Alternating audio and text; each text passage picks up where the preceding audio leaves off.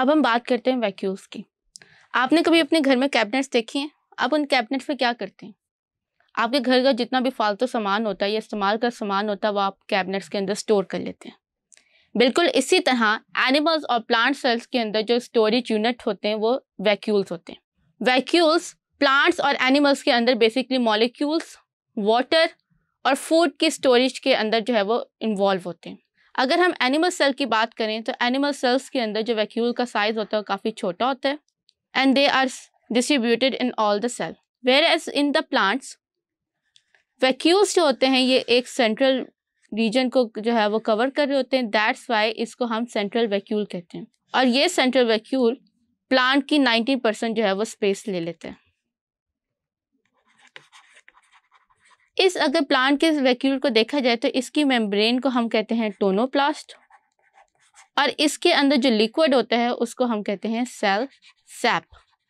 ये cell sap basically water plus nutrients होते हैं जो कि सेल को जो अंदर जो होता है वो सेल के अंदर न्यूट्रिएंट को स्टोर कर रहे होते हैं। एट द सेम टाइम ये प्लांट के जो बेबी प्लांट होते हैं यानी कि यंग प्लांट होते हैं उसके अंदर टर्गर प्रेशर भी जनरेट कर रहे होते हैं।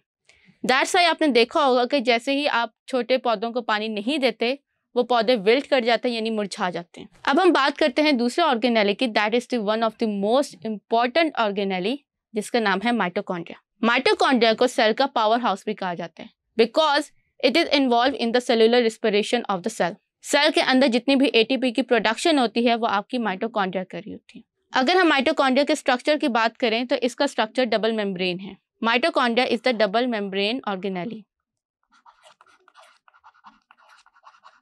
डबल मेम्ब्रेन मीन्स कि ये इसकी आउटर मेम्ब्रेन होती है और ये उसके साथ जो आपको येलो कलर का रीजन नजर आ रहा है ये इसकी इनर मेम्ब्रेन है। आउटर मेम्ब्रेन काफ़ी स्मूथ होती है लेकिन उसके अंदर कुछ स्मॉल एम्बेडेंस होती हैं जिनको हम कहते हैं पोरिन्स।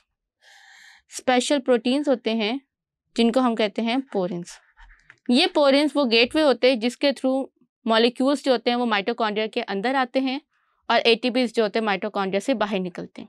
इसके अलावा जो इसकी इनर मेम्ब्रेन होती है अगर हम उसको देखें तो वो काफ़ी स्मूथ होती है और उसके मेम्ब्रेन के ऊपर कुछ ऐसे स्टॉक लाइक मॉलिक्यूल्स प्रेजेंट होते हैं जिनको हम F0 या F1 complexes कहते हैं। ये F0 and F1 complexes are basically ATP synthase और ये एटीपी सिंथेस जो होते हैं बेसिकली इन्वॉल्व होते हैं in cellular respiration and creation of ATP. फिर आपकी जो इनर मेम्ब्रेन होती है उसके अंदर जो मैट्रिक्स होता है ये जेली लाइक होता है।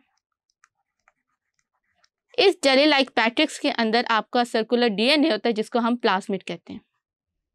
ये प्लाज्मिड बेसिकली उन प्रोटीन्स को या उन रीजन्स को कोड कर रहा होता है जो कि डीएनए की माइटोकॉन्ड्रिया की रेप्लिकेशन और उसके सिंथेसिस में इन्वॉल्व होते हैं। उसके अलावा आपको ये जो ग्रीन रीजन नज़र आ रहा होता है ये बेसिकली राइबोसोम्स होते हैं जो कि इस प्लाज्मिड के थ्रू प्रोटीन्स को क्रिएट कर रहे होते हैं। Thank you.